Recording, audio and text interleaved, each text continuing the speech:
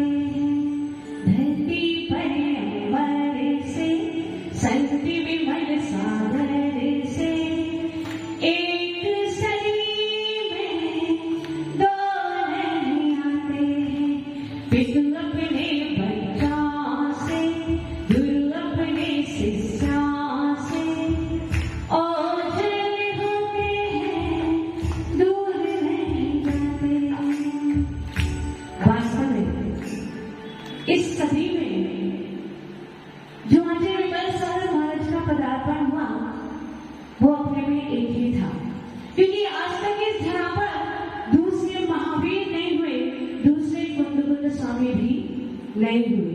वैसे ही इस धरा पर आचार्य विमल सागर जैसा संत भी कोई नहीं हुआ। सबकी अपनी अपनी विशेषताएं हुआ करती हैं। जो विशेषताएं आचार्य विमल सागर भगवंत की थी वो निश्चित रूप से उनको संतों की कैटेगरी में सबसे अलग खड़ा करती है। इसीलिए आज भी वो संत समाज में मान स्तंभ की तरह से सुशोभित हो रहे हैं, इस संत जगत को प्रकाशमान कर रहे हैं। सागर से कटोरी को भरते हुए तो सभी ने देखा है, सागर से कटोरी को तो भरते हुए सभी ने देखा है, लेकिन यहाँ अद्भुत दृश्य था। एक कटोरी ने सागर को उत्पन्न किया। किसने? एक कटोरी ने सागर को उत्पन्न किया, और वो भी सागर ऐसा वैसा नहीं। वो सागर तो खारा है, लेकिन ये सागर तो मधुर था, मीठा था, वात्सल्य में था। दो प्रकार की मिठास होती है। एक तो वो मिठास होती है जो ऊपर से उड़ी जाती है, और एक मिठास होती है जो अंतरंग की मिठास हुआ करती है। आचार्य विमल सागर के हृदय में जो मिठास थी वो गन्ने की तरह मिठास थी, अंतरंग की तरह मिठास थी, जलेबी की तरह उड़ी हुई मिठास नहीं थी। ऐसे थे वो अद्वितीय संत।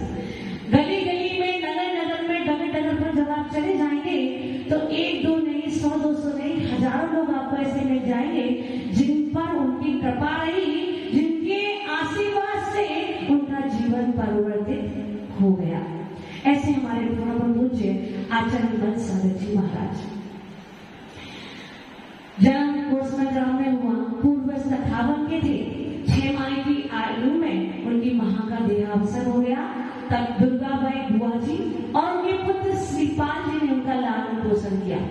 एक बार वो ऐसे ही जमीन पर बिना देखे शोधन किए हुए बैठ गए तो पिता ने सत्य बोले कि कुत्ता भी जब जमीन पर बैठता है तो भूमि का शोधन कर लिया करता है। सत्य हृदय में चुप गए और अंतर में बैठ गए। यही भाव आगे चल करके उनके जीवन के उत्थान में काम निमित्त बने। प्रारंभिक शिक्षा कक्षा 2 तक कोसमा में हुई। जलेसर में 4 तक कक्षा पास की, और उसके बाद 42 वर्ष की आयु में मुरैना अध्ययन के लिए चले गए। वहां शास्त्रीय विशारद की शिक्षा प्राप्त की और वहां से लौट कर आए तो पुरवालिया गांव में अध्यापन का कार्य किया। वे एक श्रेष्ठ अध्यापक थे। उनके अध्ययन से उनके विद्यार्थी न केवल निष्णात हो गए थे, बल्कि उनका जीवन भी परिवर्तित हो गया था। एक बार एक इंस्पेक्टर उनके गांव में स्कूल देखने के लिए आया और पंडित जी नाम क्या था? नेमी चंद जी, प्यार से उन्हें नेमा भी कहते थे, नेमा ठाकुर। तो पंडित जी ने सोचा कि मैं समयनिष्ठ जीव हूँ, एक स्पक्टर के आगे कैसे झुक सकता हूँ? मेरा तो जो माथा है वो सिर्फ सच्चे देव शास्त्रों के आगे नतमस्तक होता है, एक अधिकारी के सामने मैं कैसे नतमस्तक हो सकता हूँ? सोचा और शौच का बहाना करके स्कूल से चले गए। वह इंस्पेक्टर आया, बच्चों का अवलोकन किया, निरीक्षण किया, उसने देखा कि बच्चे अपने विषयों में एकदम परफेक्ट थे। उसने सोचा जिस विद्यालय के जिस क्लास के बच्चे इतने श्रेष्ठ हैं, उस क्लास का अध्यापक कैसा होगा। वो जब गया तो लिख कर गया कि जिस क्लास के बच्चे ऐसे हैं उनका अध्यापक कैसे होगा। मैं उससे मिलना चाहता था लेकिन वो अनुपस्थित थे। ऐसे थे हमारे विमल सारू महाराज। अध्यापन कार्य किया, अध्यापन में कम रुचि लगी, विद्यार्थी मतलब ये जो सामान्य व्यवहारिक ज्ञान है उसमें कम रुचि लगी और अंतरन के अध्ययन की प्यास उनके अंदर में बैठती चली गई। और सौभाग्य से फिरोजाबाद में आचार्य भगवान वीर सागर जी का उन्हें शांति सागर जी का उन्हें सौभाग्य मिला। उनसे जनेऊ संस्कार यानी यज्ञोपवीत संस्कार कराया। उसके बाद में नावा में आचार्य भगवान श्री वीर सागर जी महाराज से 2 प्रतिमा 7 प्रतिमा के व्रत लिए, कुचावन सती में 7 प्रतिमा के व्रत लिए और इस प्रकार से उनके जीवन का परिवर्तन प्रारंभ हो गया। आचार्य कल्प सागर महाराज जी से, चंद्र सागर जी से उन्होंने शुद्ध जल का त्याग भी किया था बीच में और वहां से वो एक सच्चे ज्ञानी बन रहे थे। आचार्य भगवान वीर सागर से 2 साल प्रतिमा ली। उसके बाद में बड़वानी में उनकी क्षुल्लक दीक्षा हुई, नाम रखा क्षुल्लक विश्व सागर। 1950 में क्षुल्लक दीक्षा हुई, 1951 में ऐलक दीक्षा हुई, नाम रखा ऐलक सुधर्म सागर और ये दीक्षा धर्मपुरी इंदौर में संपन्न हुई। उसके बाद एक ही साल के अंतराल में उनकी 1952 में मुनि दीक्षा सोनाधर में आचार्य भगवान श्री महावीर कीर्ति जी महाराज के कर कमलों से संपन्न हुई।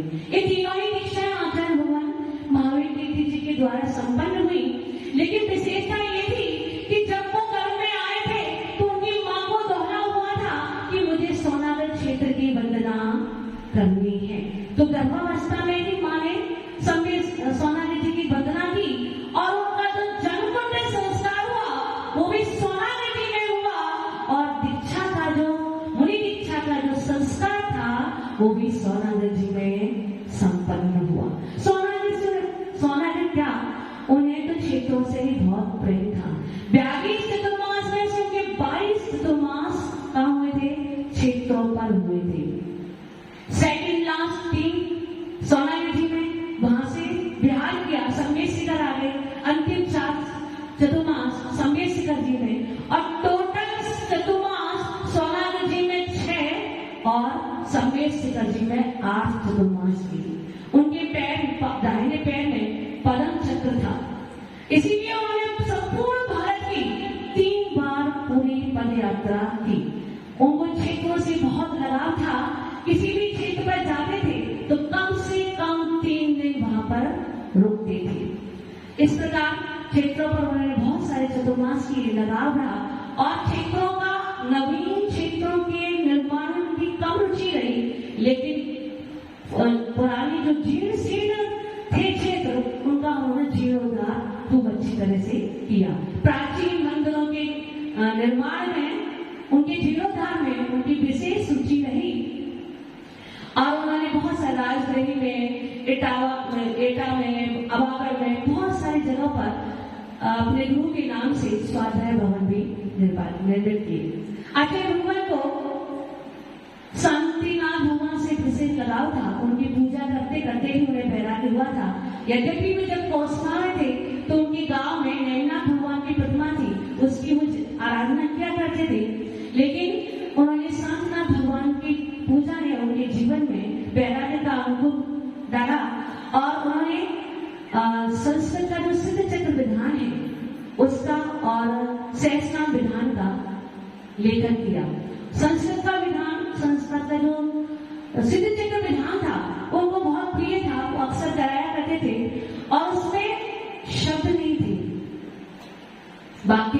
उसमें केवल मंत्रों के द्वारा आराधना होती थी। जैसे जैसे अन्न बढ़ते थे वैसे वैसे मंत्रों के द्वारा आराधना होती थी। यानी कि 1008 जिस दिन अर्घ चढ़े उस दिन 1008 बार जल, 1008 बार चंदन, 1008 बार अक्षत, इस प्रकार से अनूठी आराधना आचार्य विमल सागर जी महाराज कराया करते थे। अध्यापन में उनकी रुचि थी। नवीन दीक्षाएं लेकर भी उनका बहुत सारे स्त्रियों को उन्होंने सन्मान का लगाया। आचार्य विमल को संतों से विशेष प्रेम था। वो उनके दर्शन के लिए 20-25 किलोमीटर भी पैदल जाया करते थे। यदि उन्हें पता चल जाता था कोई क्षुल्लक एलबी उनसे उनके दर्शन करने के लिए आ रहा है तो ये भूल जाते थे कि वे आचार्य हैं और उसकी आगमनी के लिए स्वयं पहुंच जाया करते थे। इतना उनको साधर्म्य के प्रति सहज वात्सल्य था। उनकी शरण में जो भी आता था अपने दुखों का निवारण कर लिया करता था। आचार्य विमल जब पंडित जी की अवस्था में थे तो उनको क्या है नमोकार मंत्र बहुत आस्था थी, बहुत विश्वास था। एक बार एक बूढ़ी महिला उनके पास में आई और बोली, पंडित जी मेरा बेटा बहुत बीमार है, बुखार से पीड़ित हो रहा है। टप टप टप आंसू उसकी आंखों से अश्रुओं की अवरा धारा बहने लगी। पंडित जी बहुत थके हुए थे, उसी समय चूल्हा जलाया था। सोचा कि अभी कपड़े बदलकर यदि दवाई दूंगा तो बहुत समय लगेगा।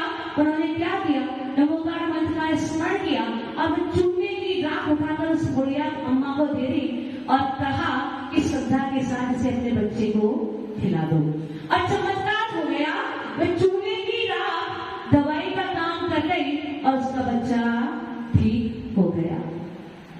आचार्य भगवान के पास एक साइकिल थी जिसमें ब्रेक नहीं था। साइकिल में भले ही ब्रेक नहीं था लेकिन उन्होंने अपने जीवन में जरूर ब्रेक लगाया था और वो ब्रेक था संयम का। तो एक बार उनके जहन में इच्छा हुई कि समय शिखर की हम वंदना करें, तो जलेसर से लेकर समय शिखर तक किससे गए, साइकिल से। कितना है, लगभग 1000 किलोमीटर। इतनी दूरी उन्होंने साइकिल से तय की और कहीं भी वह साइकिल खराब नहीं हुई। गए, वंदना की, क्षेत्र की, पैदल वंदना की। और एक बार जब वो घने जंगल से गुजर रहे थे तो क्या हुआ, साइकिल ने धोखा दे दिया, साइकिल खराब हो गई। पंडित जी, उस समय पंडित जी थे, ध्यान में बैठ गए, नमोकार मंत्र का चिंतन किया और जब उन्होंने अपने दोनों नेत्र खोले तो क्या देखा, एक दाढ़ी वाला व्यक्ति वहां खड़ा है और उसकी दुकान सजी हुई है। उसने पूछा, दादाजी क्या मेरी साइकिल ठीक करोगे? उन्होंने कहा हाँ करूंगा। साइकिल ठीक हो गई, पंडित जी आगे बढ़ गए। 2 किलोमीटर ही पहुंचे थे, उन्हें याद आया कि उनकी पंप वहीं पर रह गई है। पंप लेने के लिए वापस वहां उस जगह पर आए, स्थान पर आए तो देखा ना तो वो दुकान थी वहां पर और ना ही वो दाढ़ी वाला व्यक्ति था। ऐसी उनकी गहन आस्था मंत्र के प्रति, नमोकार मंत्र के प्रति बचपन से ही थी। उनके पास में जो भी आता था वो उसको नमोकार मंत्र की जाप बताया करते थे और स्वयं भी अर्धरात्रि से नमोकार मंत्र का ध्यान किया करते थे। आचार्य विमल को अहिंसा से बहुत लगाव था। जो भी साधु होते हैं, अहिंसा के पुजारी होते हैं, अहिंसा के प्रति उनका झुकाव स्वभाव में हुआ करता है।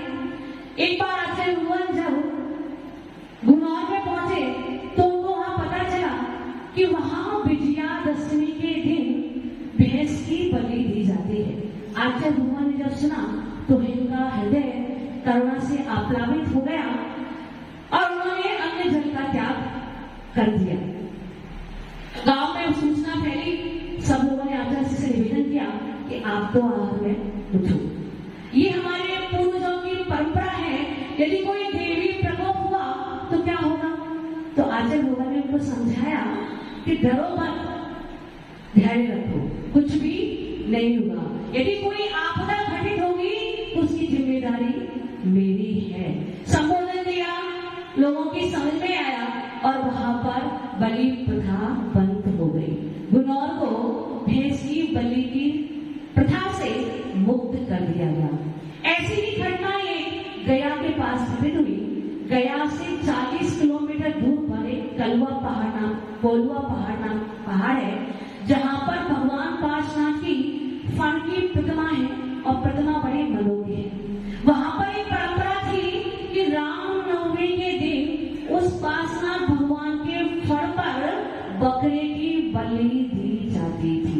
सोचो, कहा तो हमारा अहिंसा प्रधान धर्म और कहा बकरे की बलि, वो भी भगवान की प्रतिमा के ऊपर। आचार्य भगवान ने जब सुना, लोगों को संबोधन दिया और उनके संबोधन से, उनकी वाणी के चमत्कार से लोगों में जागृति जागी और उस बलि प्रथा को वहां से बंद कर दिया। खंड ग्रह में ज्यादा लोग मांसाहारी हैं, मछली का सेवन करते हैं। आचार्य भगवान जब वहां पहुंचे तो उन्होंने साधकों को उपदेश दिया, शाकाहार का उपदेश दिया, तो सैकड़ों लोगों ने मछली खाने का वहां पर त्याग कर दिया। इस प्रकार उन्होंने अहिंसा धर्म का जगह जगह पर बिगुल बजाया। उनकी साधना बहुत अपरिमित थी। एक बार एक मिर्जापुर के जंगलों में एक शेर आया और उनकी शांत मुद्रा को देखकर के वह वापस चला गया।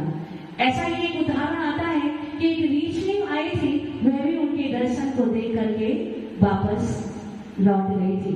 भदरिया गांव के जो लोग थे उन्होंने भी उन पर उपद्रव किया था, लेकिन उनकी जो त्याग तपस्या थी उसके आगे वो भी नतमस्तक हो गए थे और वापस लौट गए थे। ऐसे बहुत सारे गुण हैं उनमें। आचार्य भगवान ने जब दीक्षा ली थी तो दीक्षा से ही उन्होंने प्रत्येक चतुर्मास में एक आहार, एक उपवास, इस प्रकार की पद्धति अपनाई और चतुर्मास में उनके अन्न का भी त्याग रहता था। 11 वर्ष तक वो अन्न के त्यागी रहे। उन्होंने अपने जीवन में 5066 उपवास किए। कितने? आचार्य भगवान संतति सागर जी महाराज ने 10,000 से ज्यादा उपवास किए थे और आचार्य विमल सागर जी महाराज ने 5066 उपवास किए थे। उनका घी, तेल, मीठा, दही 4 रसों का त्याग था। इस प्रकार अपने जीवन में उन्होंने साधना की। एक बार उन्होंने प्रति परिसंख्यान का पालन करते हुए एक विधि ली जो 8 दिन तक नहीं मिली। विधि क्या थी? 3 सौभाग्यशाली महिलाएं 3 कलश को लिए, मंगल कलश को लिए हुई जब मुझे मिलेगी तभी मैं आहार पर उठूंगा। 8 दिन तक उनकी विधि नहीं मिली और 9वें दिन इंदौर में जाकर उनकी पालना हुई थी। तो वो अपने जीवन में, लोग कहते हैं कि आचार्य भगवान विमल सागर जी महाराज वात्सल्य के रत्नाकर थे। उनकी वात्सल्य की महिमा पूरे जग में गाई जाती है, लेकिन ऐसा नहीं है कि केवल वे वात्सल्य रत्नाकर थे। उन्होंने अपने जीवन में बहुत साधना की और पंडित थे, विद्वान थे, अध्ययन के प्रति उनकी रुचि थी, तो उनमें बहुत सारी विशेषताएं थी, लेकिन उनकी जो वात्सल्य की, जो करुणा की विशेषता थी वो उन सब विशेषताओं पर भारी थी। इसीलिए आज पूरा जग उनको वात्सल्य रत्नाकर के रूप में जानता है। मेरे जीवन में भी उनका बहुत प्रभाव रहा। मेरे जीवन को भी उन्होंने संस्कारित किया। सौभाग्यशाली हूँ, भले ही मैं छोटी थी, बहुत अधिक सानिध्य मुझे नहीं मिला, लेकिन जितना भी सानिध्य मिला वो मेरे लिए बहुत अनमोल था, अविस्मरणीय था। मेरे जीवन में ब्रह्मचर्य का और गो प्रतिमा का संस्कार उन्होंने किया। मैं अक्सर उनके पास जाया करती थी दर्शन के लिए, क्योंकि हमारे घर में हमारे जो गृहस्था के पिता थे, माता जी थी, सभी ने उन्हीं से 7 प्रतिमाएं धारण की थी। तो जब भी मैं उनके पास जाया करती थी तो उनके देखकर मुझे बहुत मतलब उनसे कुछ भी नहीं बोलते थे, बस उनको निहारती थी, उनको देखा करती थी और फिर वो मुझसे पूछा भी करते थे, तुझे कुछ पूछना है? लेकिन उस समय मेरे पास कोई भी सवाल नहीं था, कुछ भी मेरे सामने नहीं आता था कि मुझे कुछ पूछना है, क्या करना है, ऐसा कुछ भी नहीं समझ में आता था। और लेकिन जब मैं कमरे से आती थी, अपने स्थान पर आती थी, तो मुझे बहुत रोना आता था। मैं क्यों रोती थी ये आज तक मेरी समझ में नहीं आया। वो आज मेरे सामने नहीं है, लेकिन उनकी जो छवि थी वो मेरे हृदय पर आज भी अंकित है। बादशाह रत्नाकर का जब विमोचन होना था, बहुत से साधुओं ने निवेदन किया था, आचार्य भगवान के प्रति हमें चाहिए। हमारे नगर में जो साधु थे उन्होंने भी मेरे से कहा था, आप जा रहे हो तो हमारे